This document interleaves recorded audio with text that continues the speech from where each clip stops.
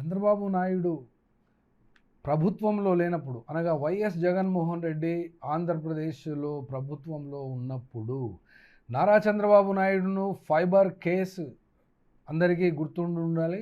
ఎందుకంటే రోజు పేపర్ చూసేవాళ్ళు కానీ, రాజకీయాలలో ఉన్నటువంటి వాళ్ళు కానీ, లేకుంటే సూక్ష్మ దృష్టి కలిగి రాజకీయాలపై పరిశీలన చేసేటువంటి వాళ్లకు నారా చంద్రబాబు నాయుడును అరెస్టు చేసి జైల్లో ఉంచినటువంటి సంఘటన ఇప్పటికే గుర్తుండి ఉంటుంది.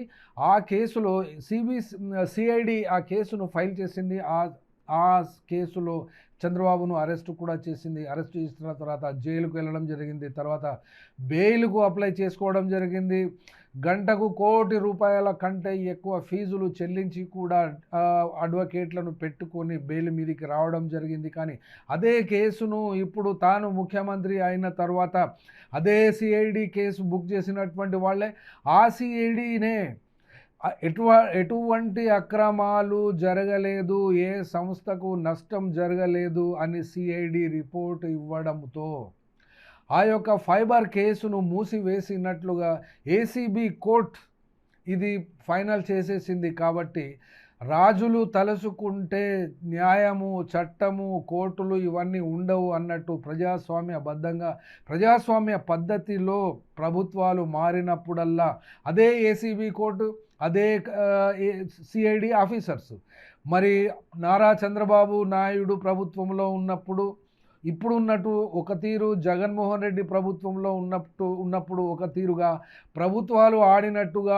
ఆడడానికి సిఐడి అఫీషియల్స్ మరియు ఏసీబీ కోర్టు వాళ్ళు పాడినట్టు పాడాల్సిందేనా, లేకుంటే ఏమైనా స్వతంత్రంగా వ్యవహరించే వీలుందా అంటే సిఐడి డిపార్ట్మెంట్కి అయితే వీలుండదు, కానీ కోర్టుకైతే ఉంటుంది కదా. కోర్టు ఏ రకంగా ఈ యొక్క కేసును మూసివేస్తుంది, ఏ అధికారంతో మూసివేస్తుంది అంటే వీళ్ళకు సులువైనటువంటిది వాళ్ళ పద్ధతులు వాళ్ళకున్నవి.